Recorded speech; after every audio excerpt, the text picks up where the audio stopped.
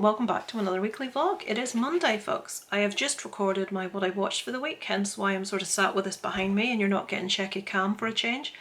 My camera is like, it's on 4 boxes, to be quite honest with you, because carrying tripods about the house is such a pain in the bum. Isaac's back to school in 2 days. This is Monday, he's back on Wednesday. He is feeling sick today, which is fantastic. I have done a lateral flow test on him, which is sat here, and it's negative. So he doesn't have COVID. He's feeling really nauseous, a bit sick, but it's sort of on off, so I'm not sure what's happening. I don't want him to miss the first day of school, because that's when you get where you're sitting, everybody's together. It's like almost like an induction type thing. You don't want to be missing that. So that's Wednesday. We have the car in for a service tomorrow, and we have to, it's like not in our hometown, so Darren will have to sit and wait with it for ages. Thursday I'm in at my mum's and I've got the dentist and they're doing work, it's not just a checkup. And Friday I'm meeting a friend for lunch. It was her birthday like at the end of July, and I was meant to take her out for lunch and we never got to do it with one thing and another, so we're doing that on Friday. So it's a busy old week for me. Nothing else much to tell you guys. I shall check in later in the week if anything's happening. But yeah. Ugh. I don't know how much you can pick up because the microphone's in the pillow. You can guess how I feel right now. It's Wednesday. It should be Isaac's first day back to school, last year of primary school, and me and him basically have the stomach virus from hell. The diarrhea hates. I was up last night at 4 o'clock, 3:30 to 4 o'clock, cleaning carpets in Isaac's room, the hallway, the wall, most of Isaac. It's really worrying because he's had a lot of blood when he's gone to the toilet.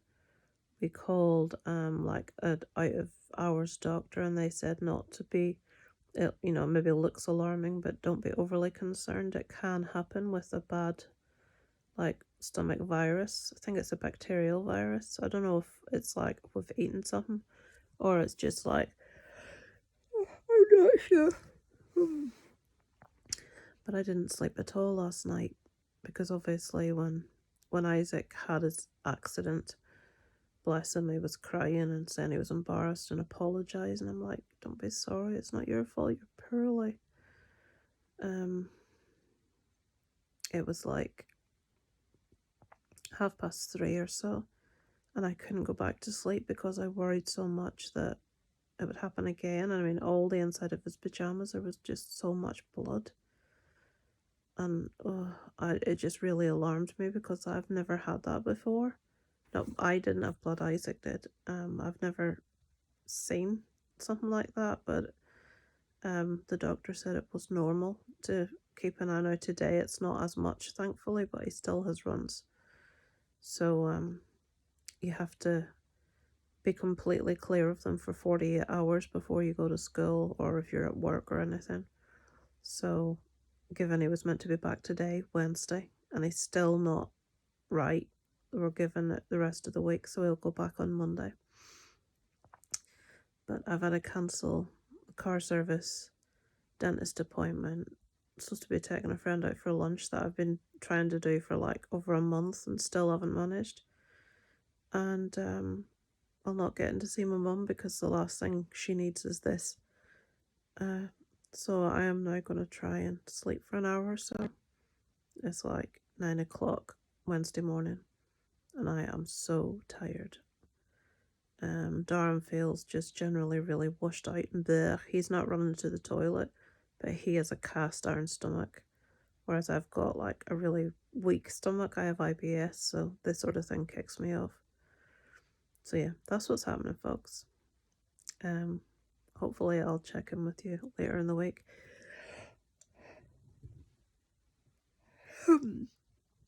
And things will be a little bit more positive. Speak to you later. Hello, it is Sunday. I haven't filmed all week. I think I filmed on Monday. Isaac went back to school on Friday and had a really good day. They had a fun day for, basically there's been 2 P6, well now P7 classes.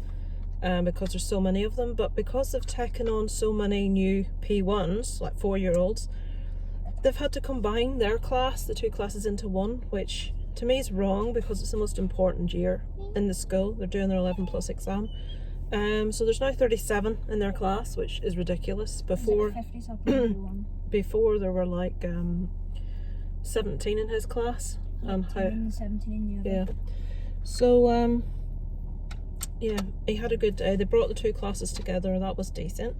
We all had Norovirus this past week. The diarrhea haze. Isaac had vomiting. None of the rest of us had that, thankfully.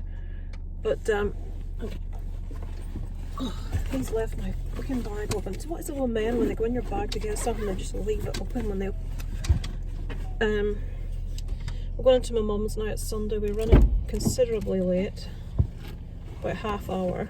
We got a email from school yesterday that said a child at the school is a confirmed case of COVID, basically letting us know that, but your child is not a close contact. Now thankfully we know nothing out here because we don't know many people, because we're not originally from here. You know, like in small villages everyone knows everyone and they gossip. We're never part of that loop because we don't really know people.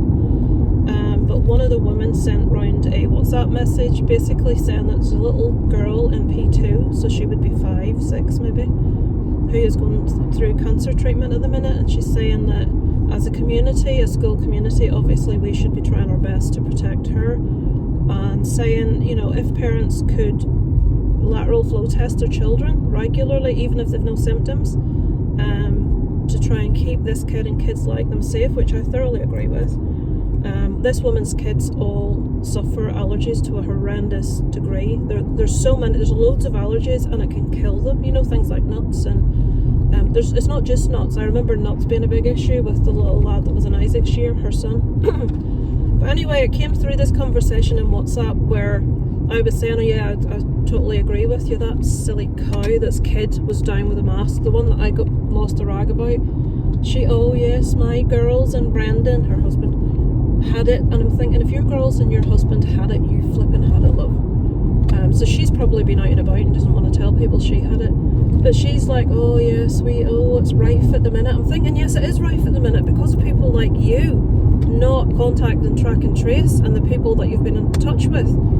Anyway, I'll not start about that again, but it came through that it's someone in P4, which Oscar's friend, or Isaac's friend Oscar, is in P4. Now, I didn't know, and I just found out this morning. Well, anyway, he went to his friend Oscar's house to call for him yesterday, and they said he was isolating. So he's in the year group. So He didn't tell me that. Well, he's told me that this morning. So that means that entire class may have to isolate. But what I don't understand is the rules that came back from the school, because we've got a whole booklet about it.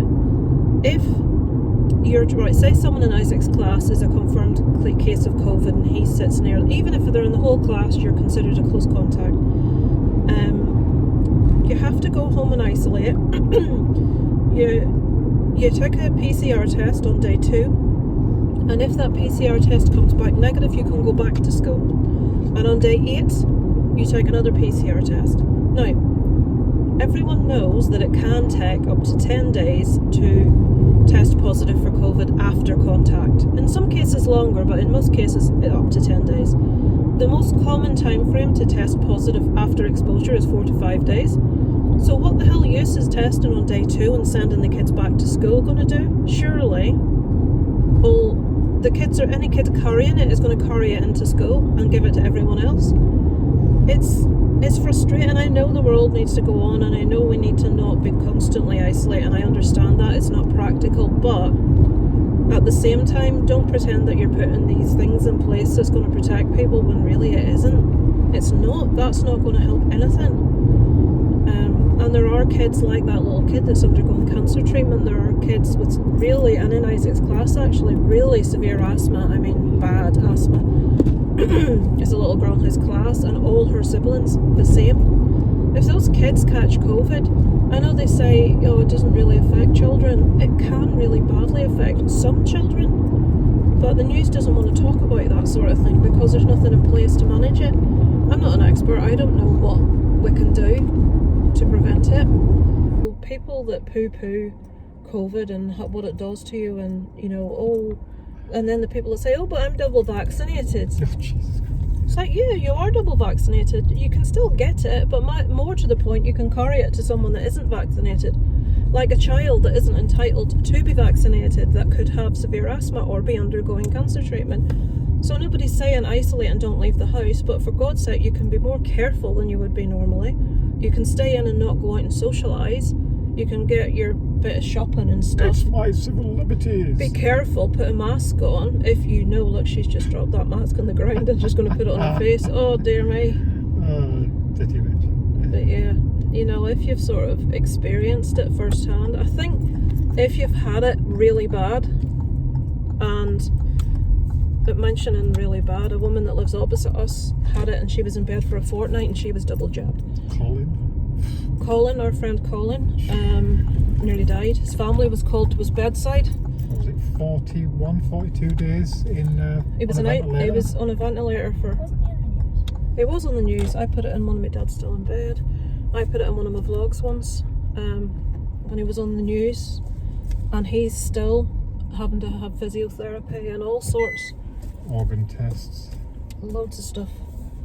You know, so it's easy for people to say, oh, people take it too seriously, but when you've known people, when you've experienced it really bad yourself, and when you have a family that are very vulnerable. My dad is COPD, my mum's MS, she'd be very weak. Darren, we don't want getting it again with his pneumonia. So, yeah, you have to be careful. I made a noise then getting out of the car. I heard you. Oh, it's a wasp outside. It's outside. There's a wasp! Shut the door.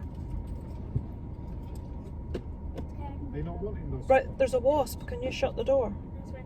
I'm not bringing back. Sake, I mean, how long does it take to get out of the car? A fucking wasp buzzing about. They know I'm terrified of wasps. I get stuck in here with a wasp. Right, in we go. My dad's not up. It's 2:30 in the afternoon.